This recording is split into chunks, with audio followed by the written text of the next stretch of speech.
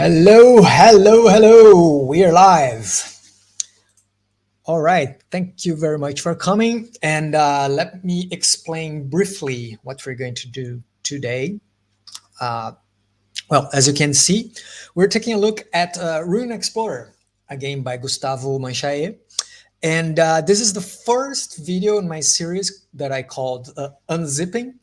That's like unboxing, but for PDFs. What's the purpose of this? I actually decided that I have too many games that I wanted to take a look, but never found the time to do it. And some games that I own for a very long time, and I decided to do it live. So it's most definitely not a review because I haven't seen those games beforehand. So it's a first look, and I'll go over what I see in the game, uh, maybe make some game design commentary and also graphic design commentary. And I decided to start with Rune Explorer because this is one game that I was generally gifted by the author a long time ago, and I was sitting on my library, my PDF library, for a long time, and it's just it looks gorgeous, and it's a theme that speaks to me in a lot of ways. So I'm very excited to take a look at it. Just check this out, check this cover out. It's pretty cool, right? So what you're gonna do is we're going to start by going to the place where you find the game, as much as you would go to show the box for a product in an unboxing video. I'm going to show you the page where you can find the game, and I'll download it, and we're going to go through it. I'm not going to read it entirely. I'll probably have some questions that will be left unanswered, but it's just a first impression of the game, and I hope you enjoy it. Hey, let me see who's. Hello, Gustavo. Thanks for coming. Excited to do it. Right. So without further ado, let's go to the page. Right. So as you can see, I own this game. I claimed it 161 days ago. What a shame, right? That it took me half an year or more to less than half an year to actually take a look at it. So this is the each page that it's the link is on the description. You can go and check it for yourself, buy it, support the author. Gustavo is a fellow Brazilian game designer, so I'm trying for this series to try and highlight some global south designers, some games that caught my eye, and this is definitely one of them. I mean, check this out, right? Isn't it cool? So I had to move, and I don't own any books anymore in physical formats. I only have digital copies. But if I had space, I would probably invest in having one of those copies printed out just because it looks nice just looking at it. And so let's take a look at the page here. It says, people say that to be a rune explorer is to wander the forgotten corners of the world, to ask the ancient gods about things they do not want to remember. So this is a solo journaling RPG. If you know some of my work, you know that I love solo RPGs. And this one you play using a tarot deck. I'd love to say that I am an expert on tarot decks, but I'm far from it. I know that we have the major arcana and then the court cards and then the number cards. I'm familiar with some of them. I don't know them by heart by any means, and I certainly do not know how to interpret them in a kind of a oracle way. But I'm pretty sure that this game uses it in its own way, so I'm not worried that that's going to be a problem. Now, this caught my eye from the moment I looked at this page. It's inspired by the contemplative, wholesome feel of Studio Ghibli movies, right? Do we say Ghibli? I always said Ghibli in my mind, but I've been seeing people saying online Ghibli, so I'm pronouncing it that way. If you can correct me in the comments, I would love to learn it, to learn the right way to pronounce it. So, what we do here, you play writing amazing stories that tell about your character and yourself.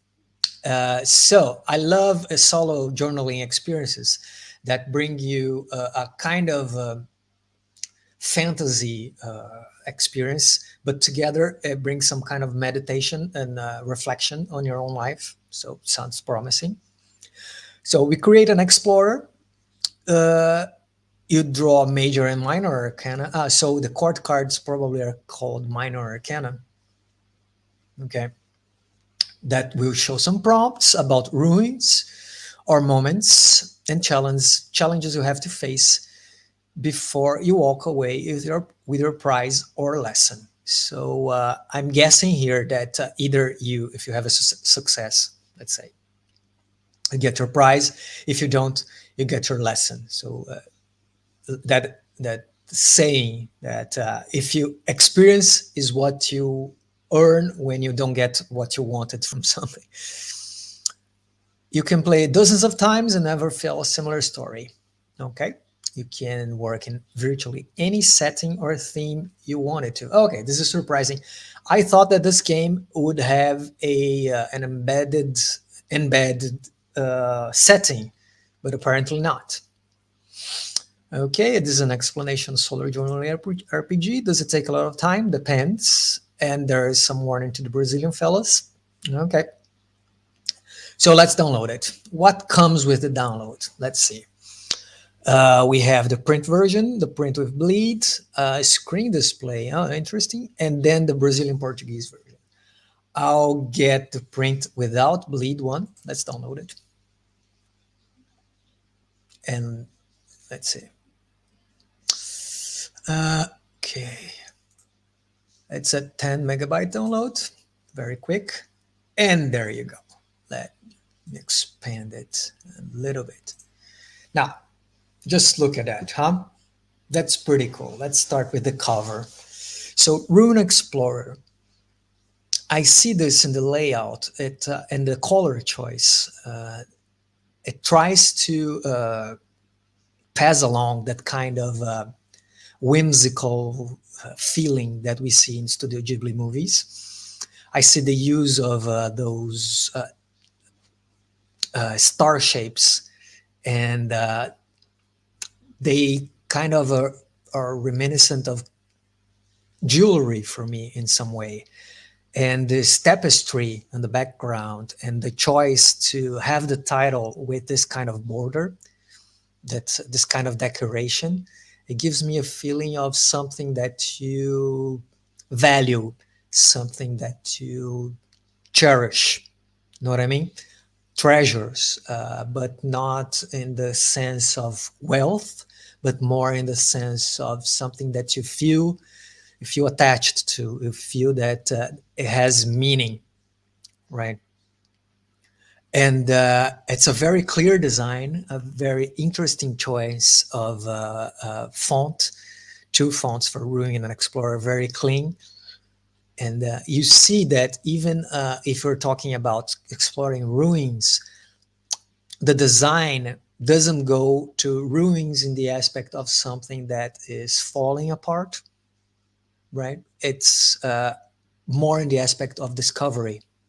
At least the design here shows something that's still very solid, and maybe that's the experience we're going to have while playing the game. Okay, that's my first guess. Now let's explore here. So it was designed by Gustavo Manchae Pellatieri, and we have all the team here. It's licensed under Creative Commons by. Okay, so you can distribute and remix the game. So if you're watching this and you're a game designer or aspiring game designer, take your shot. Okay, for Tiago. Oh man, this breaks my heart. For you that don't know, Tiago Rolim was one of Brazilian game designers. Is Lucas Rolim's brother, and we lost him. to COVID early last year, 2021. And as much as I didn't know him personally, I felt his loss like it was one of my own.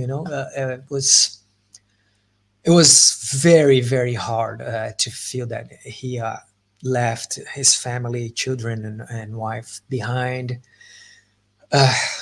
And well, thank you, Gustavo, for mentioning him. It's a very kind homage to our late and cherished friend Tiago.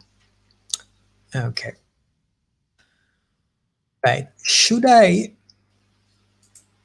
do it like this or one by one? Hmm. I'm not sure. I think I'll go one by one. Single pages. Does this have like spread layout or is like one by one layout? No, it's a spread layout. So I think we benefit from doing it like here, like that. The full. Okay, right? It looks better. So before I read anything, I'll just go a flip through. That's what I would do if I had the physical book in my hands. I would just flip through the pages and get a feel for it. So as you can see, this is the same background that you can find on the each page. Constancy on the design, and it just looks gorgeous. You see the same pattern here. It goes through all the pages. Nice square layout. The font size is pretty cool, and I really like this the font choice as well. It is easy to read and also implies some kind of personality. This is very hard to do. Sometimes we choose a font that has some personality, but it doesn't work well when we're going to paragraphs. It's just too much. This one sits right in between. It has this kind of whimsical feel to it. It's a little bit like a touch of handwriting, but still feels structured, still feels intentional. Very nice choice. And then we're going to the major arcana. That's going to be, I think those are the standard names. The full, I kind of recognize. The magician, I'm not so sure. And now we have a custom design for each one of the major arcana. I'm not going to read them, but they have questions, much like prompt-based solo journaling RPGs or cooperatively played RPGs have. Like for the Queen, does the game lists its influences? Let's see, reference. There you go. Alone Among the Stars. Okay, I know this game. The Magus by Mometos. Oh yeah, great choice. The Wretched. I see the prompts here and the use of cards. The Sealed Library. This is another one that I know of, but I haven't had the chance to actually read. So this is something that I have to correct. Right. So now we're going through all the major arcana, each one with this just two colors. Very bold design.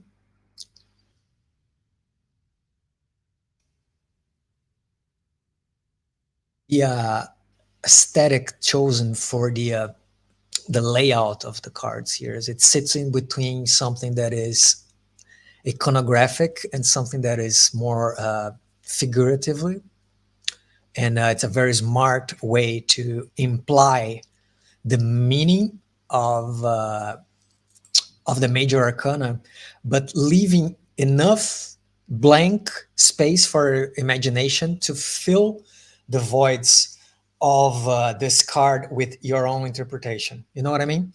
So if we had here like two people in love, like a design, a detailed drawing of them, you don't have the choice or the opportunity, rather, to project your interpretation of the lovers in these two cards. Now, going for a more icon shaped lovers, it implies the existence of two lovers, but it leaves the space for you to fill in the blanks. It's a very interesting choice, in my opinion. Chariot, oh, that's cool. Strength, nice. Hermit, Wheel of Fortune, beautiful. Justice, okay, that's my favorite so far. The Devil, the Tower, and the Star. Okay, I'm going faster because I'll return. Now the Minor Arcana. Okay, we have the four suits, standard suits, the numbers, and the face cards, as I usually call them. So there isn't one more. That page, knight, queen, and king. Okay. Now how to play the game steps. All right. And that's it. I'm sitting at 64 pages. You see, it looks like a medium-sized book, but I would assume if I were to read the complete thing from start to finish, it wouldn't take so long because most of it is taken by the explanation of the major arcana, and each of them takes 2 pages, right? So it's a very easy read, as I can tell. Okay, so I flipped through it, and let's read something of it. Okay. So, it's a Ghibli, do you think? A hard G? Yeah. I honestly, I always called Studio Ghibli, but then I've seen like, I was watching a stream of, it's not even a stream, a video of someone uh, interpreting the music from Studio Ghibli films, and they called Studio Ghibli all the time. And I saw Studio Ghibli on music videos sometimes, and I thought, well, maybe I'm wrong on the wrong here, but we never know. So there's a brief introduction. Let's see what it goes about. Okay, this is the same intro we have on the H page. The lives of those who thread. So this is explaining what explorers are. We are an explorer in this game. So decipher the signs of the lost civilizations. Now I vanished from this world. Okay. No explorer is prepared for the unknown.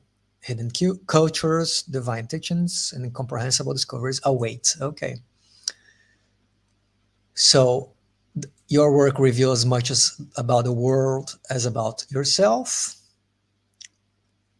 Okay. The thrill of chase, and they'll stop, they meet unimaginable dangers, traps to overcome, questions to answer, and treasures to retrieve. Okay. Also to be found along the way are moments of heartfelt introspection.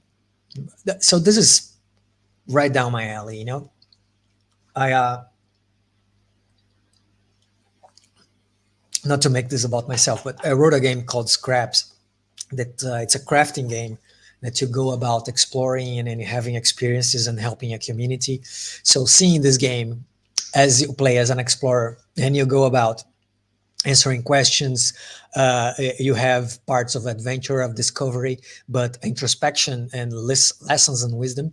It sounds like the kind of gameplay experience that I usually seek in my games. At least at the moment, I can say that this is a thing that I want to do forever, but at least maybe it is related to what's going on in the world. And so I'm feeling that this kind of balance, when you have this kind of experience of exploring and wonders of the world, are my jam for sure. Yet no one can wander forever. Okay, your adventures will come to an end. You can retire and teach others, or retreat to old and sacred places. So I'm assuming this is a nod to a kind of ending game mechanic. or you can be lost forever. Okay, so there's probably you can retire, you can go to a sacred place and be alone, or you can be lost forever. Excellent. How to play? So it's a solo journal, contemplative and adventures. Okay. Mhm. An exercise in self awareness. Cool. Tarot, in particular, is well suited to the task. I agree. So we're going to use the full deck. Each major arcana will be one ruin. Okay, so like one chapter of the adventure. Now the minor arcana are discoveries that you make in a chapter. Okay, so we have both. We recommend writing a diary, makes sense. Or you can make voice or video logs. Your career ends when you reveal the judgment card. Oh, okay, which has to be your last adventure. So I imagine we can shuffle the deck, but leave the judgment card at the bottom, something like that. Okay, let's split the tarot. The major arcana. So a 22 major arcana. Okay, good to know. And the rest, the 56 are the minor. Now we describe our explorer, noting dreams and aspirations, hates, quirks, belongings, details, gender identity. Okay. If you do not have a tarot deck, you can do so using 20-sided die. Oh, very clever.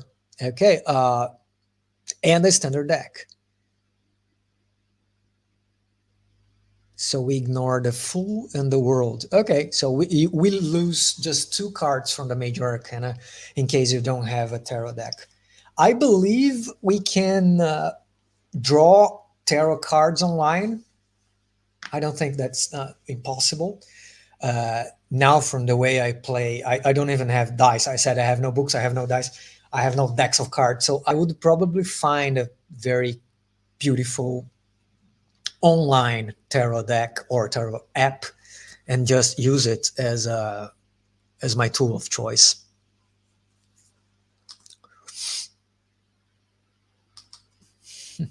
Oh, so you have some scarce knowledge of Japanese, huh, Gustavo? Yeah, cool. Yeah, I would agree with you. So, how do we play? We pull a major arcana and place on the board. This is the theme. I read information on the booklet, draw the corresponding number of minor arcana, and put them on the board as well.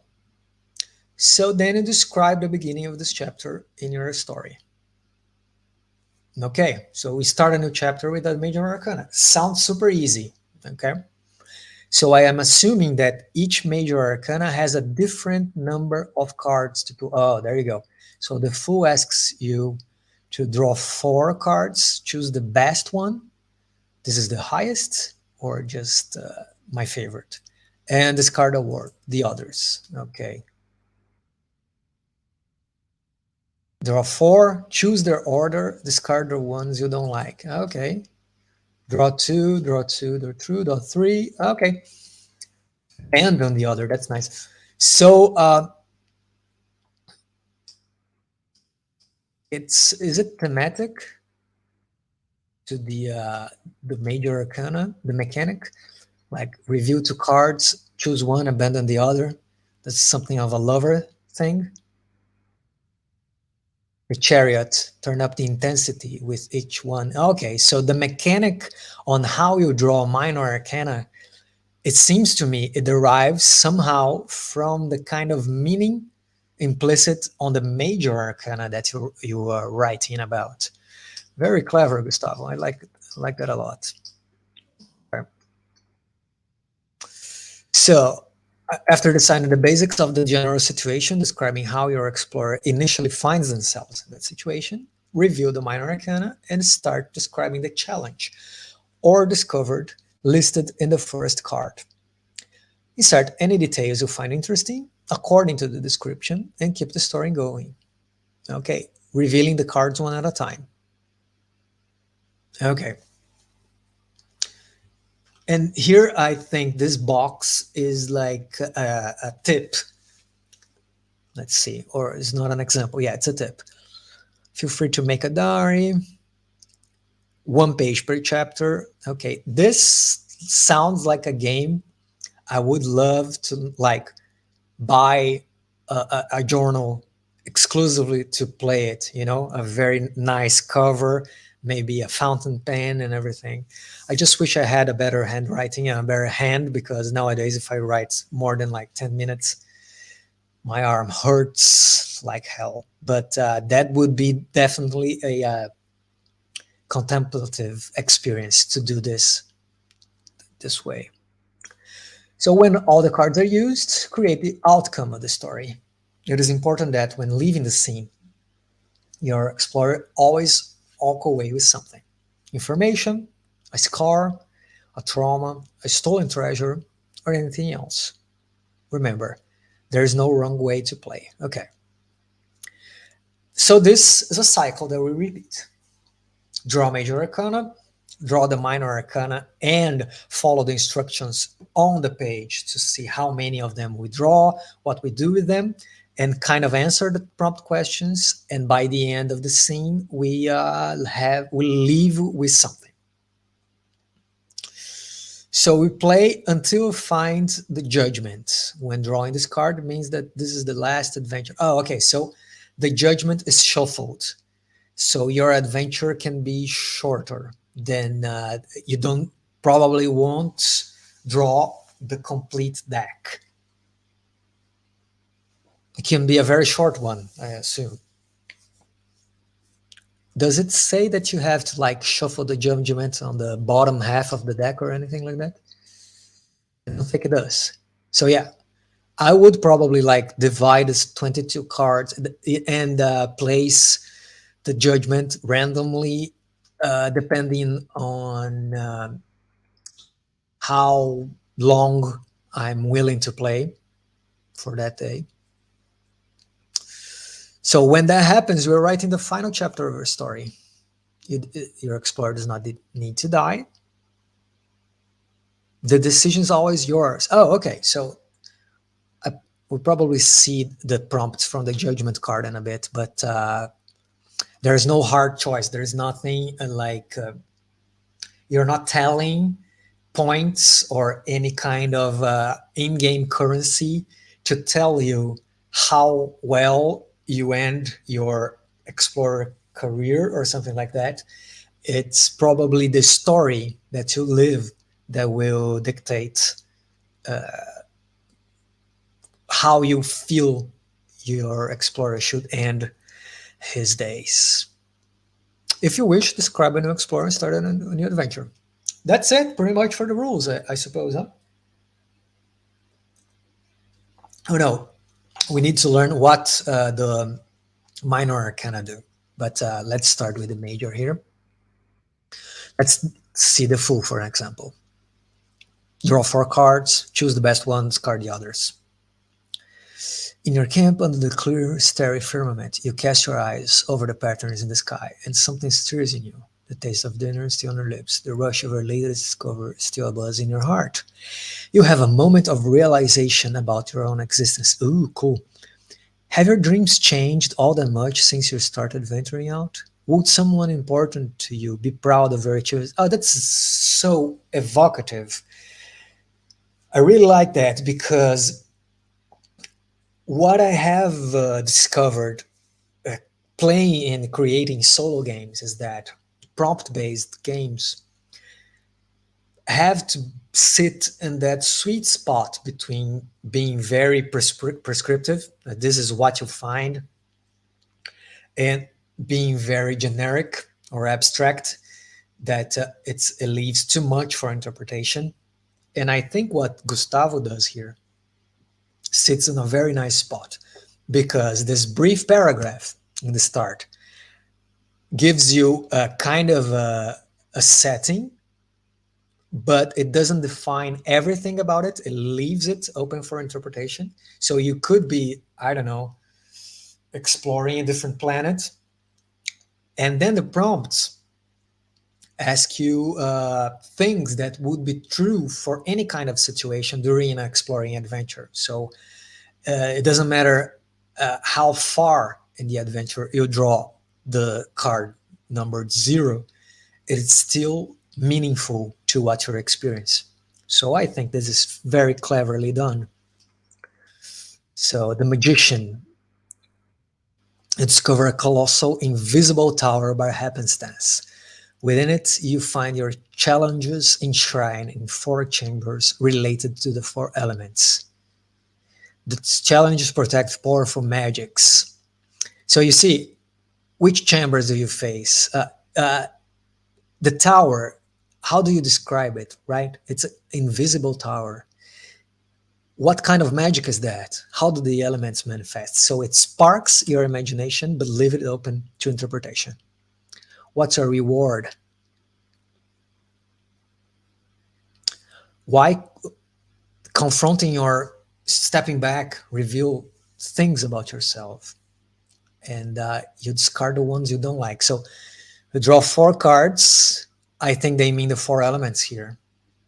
And I choose the ones I want to face. The High Priestess. I don't know if the meaning of the encounters that we have here, they have some direct correlation with the standard interpretation of the major arcana. As I said, I'm not very familiar with tarot, but it somehow, for me, makes some sort of sense.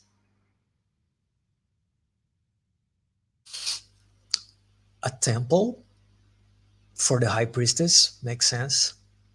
An ancient goddess dressed in robes. Why a temple was hidden? So those are very provocative and compelling questions.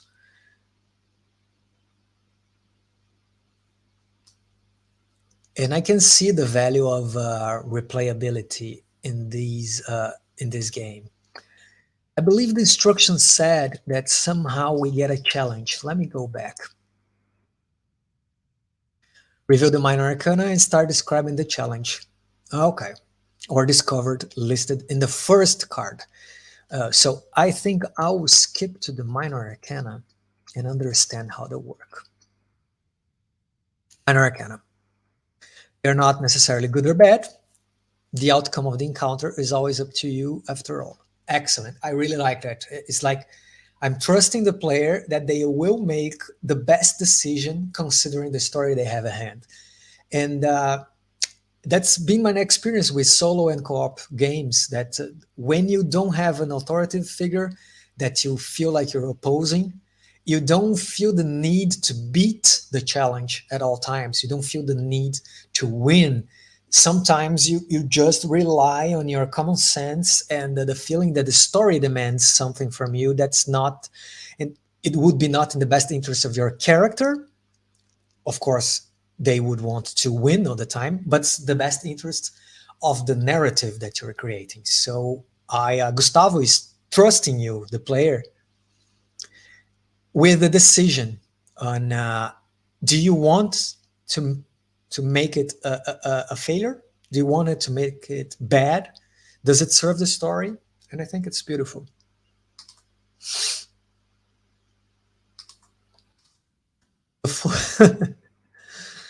Hey, Kaique. I don't know the implications of the fool, but I think all of us can relate with the fool at some point in our lives, right? Okay, so the suits, they give the type of situation, challenge, encounter, or discovery. Four. So clubs mean creatures, hearts, something sensitive or exciting, swords, danger, diamonds, or coins. Oh, I see. This is the name of the the suits in the tarot, I suppose. Like hearts are called cups and diamonds are called coins. So you have to deal with resources or treasures. So what happens when you reveal those cards? Okay, I I feel like I wanted to have this first line bolded or italic just to stand out from the rest of the paragraph, but just my OCD talking. It's very clear, no problems at all. So when you review a club card, you insert a creature. Okay, can be fairies, divine beings, clones of insects. The context of how you find them is given by the value of the card. Okay. Oh, I see. Right. Very clever. So we have two, that's making use of the deck, right? Let me expand on this. I think one of the big advantages of using a deck of cards instead of a die is that you have more than one information when you draw a card, right? You have four suits, you have two different colors, you have numbers, and you have face cards. So all of that can be used to inform the mechanics of your game. I have seen some games that use a deck of cards and they just like you flip a card and if it's black it means something, if it's red it means something else, and that's it.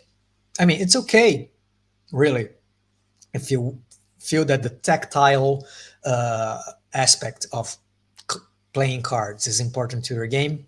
But there is a some sort of untapped potential when you have a deck of cards that you use only for one of uh, these tools, really, for one of these ends. And here, Gustavo, what he does is using the suits, the four suits here, to express the type of situation and the numbers, the level of intensity of the situation. Okay. So if I draw by any chance, I'm here, let's see, at the star. This dome shaped building houses a surprisingly advanced observatory. So I'm in an observatory and I draw two cards. Consider only the good aspects of them. And I happen to draw clubs. I So that means there is a creature inside the observatory, and I draw two, one or two or three. It's a quiet situation where there is time to decide how to act. So I would probably imagine that this creature that I'm facing is the one responsible for the observatory. And I would probably have a scene in which maybe we have some problems of communication because we are of different cultures, different backgrounds. And when I'm answering where was it? The star. What astronomical knowledge is hidden here, and how can it help guide the rest of your journey? What answers did these ancient beings find by looking up at the stars? I would probably answer those prompts by adding this element of maybe a culture of creatures that are very meditative and use the stars as a basis for the organization of their society. And I will spend a lot of time slowly trying to comprehend their lost language and learn from them. You see? So, with these simple informations, really, theoretically, I have drawn two cards only, the star and the three of clubs. And with that and what the game provides, I have a very specific scene that if by any chance I had dealt like a sword, an imminent danger, and it was like an intense situation, like 8, 9, and 10, there is no way to avoid a bad outcome without paying a considerable price. Making a decision is essential. I would probably look at the observatory and having no creature there. I would learn and I'll answer these prompts about the star, that there is probably a comet, a catastrophic event in place, and I would learn that the end is near, or there is a huge transformation about to happen. You see, just by changing one of the two cards, you completely change the narrative, right? That's pretty cool.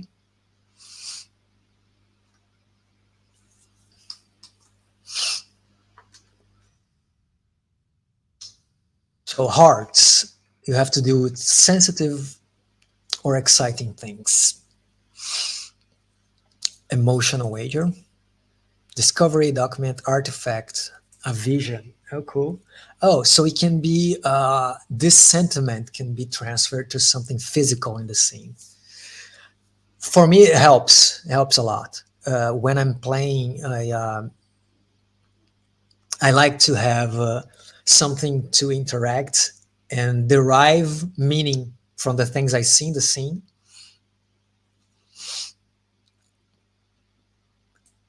So something about your lineage, your religion, maybe a confirmation we have been visited by beings from other planes. Cool. The card value will tell you under what circumstances you perceive this connection. That's pretty cool. So swords is imminent danger.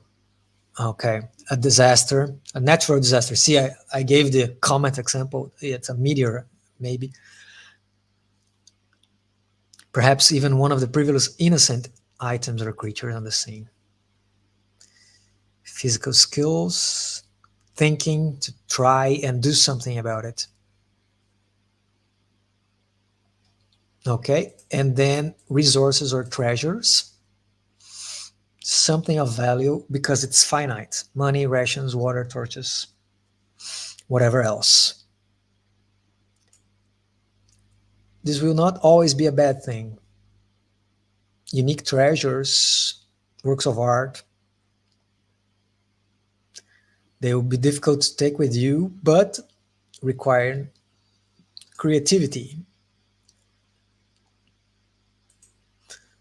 All right, and for the four suits, the number will define the intensity of the situation.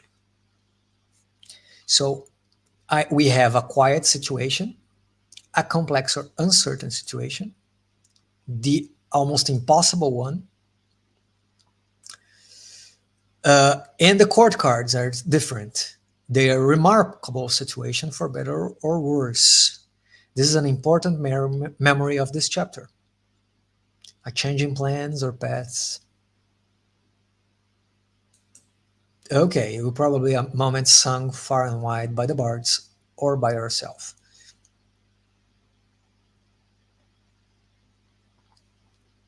So you see the way he divided, it tends a little bit more to uncertain situations and remarkable situations, right?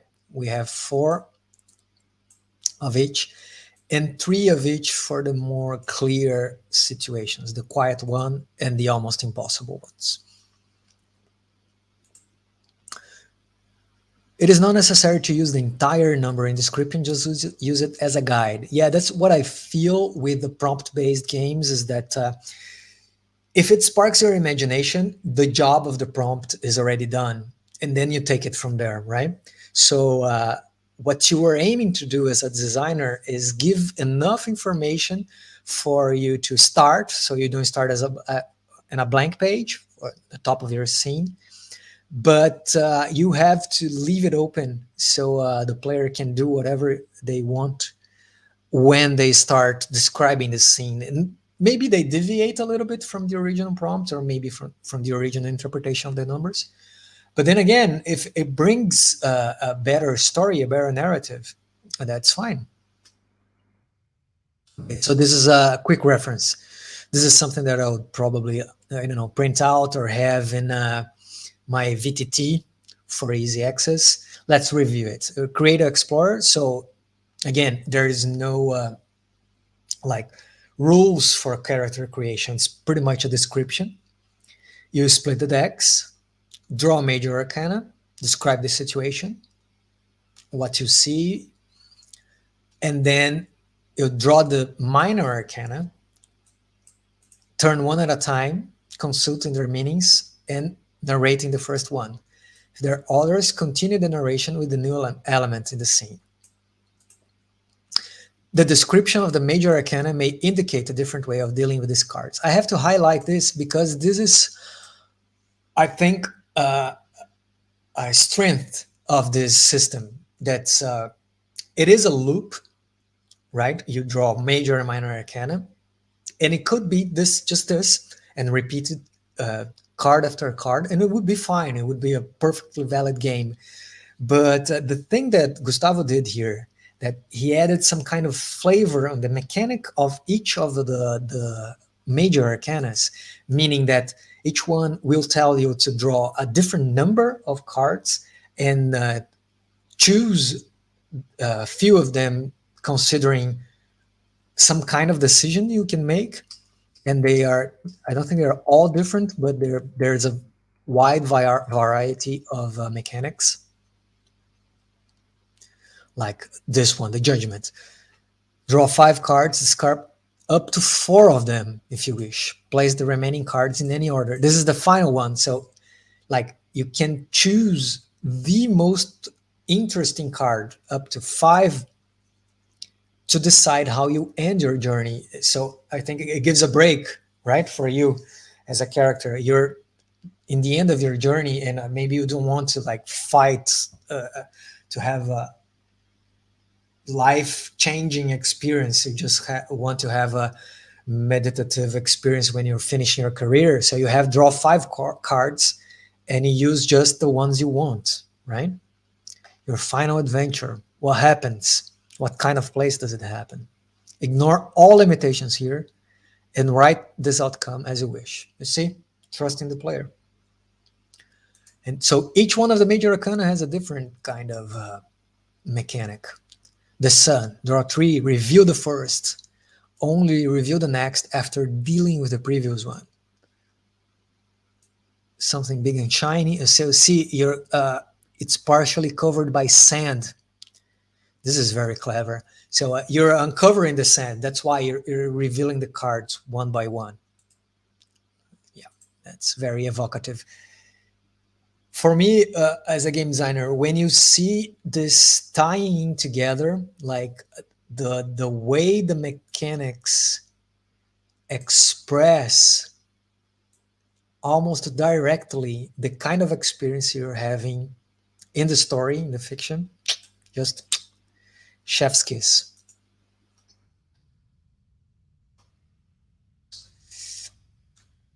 Okay, and then you close the chapter, narrate the end, giving a closure, and describing what you took from this adventure.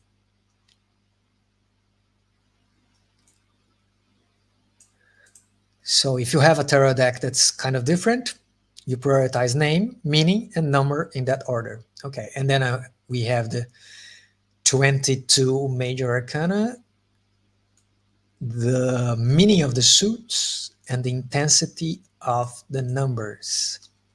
And voila, we have the game.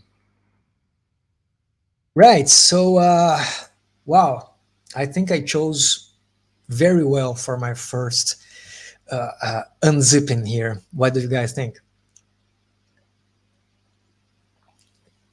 I mean, I love it. It's a very minimalistic design, cleverly done, impeccable graphic design layout. So congratulations, Gustavo.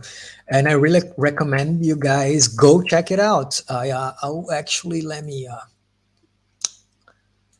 put the link. The link is in the description, but just in case you want to see it, there you go. Let me.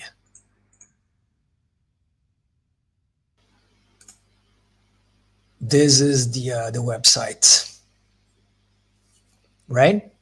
It's pretty cool, huh? So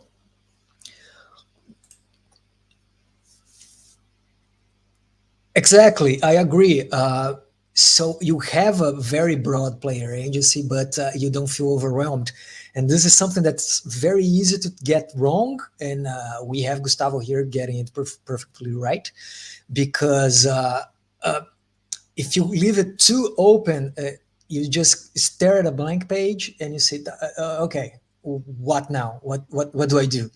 So especially when you don't have any other players to riff off because you're playing solo, it's nice to have this kind of orientation. But then again, by the end of the scene, you're interpreting and deciding how to overcome challenges on your own way. And I think this is a very clever design choice. I really like it.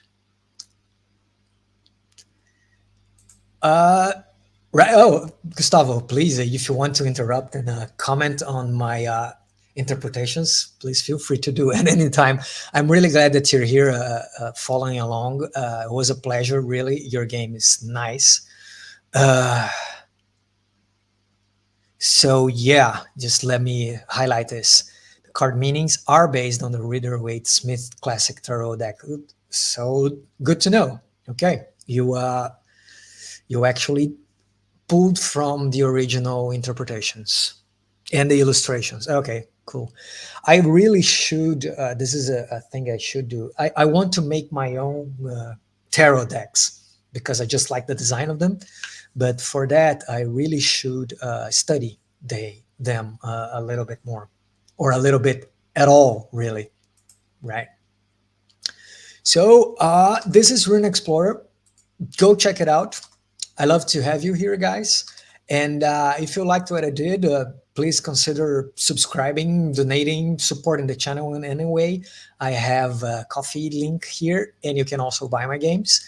If you enjoyed this, I'm planning to do it very often because I think it's something that more people could enjoy, not only the creators of the game, but people interested in indie games.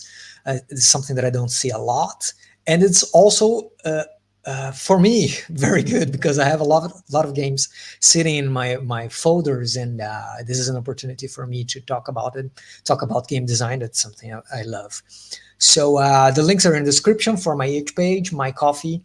Consider subscribing and sharing this video if you enjoyed. I'm really glad to have you here, and I hope you have a great evening. See you. Bye bye.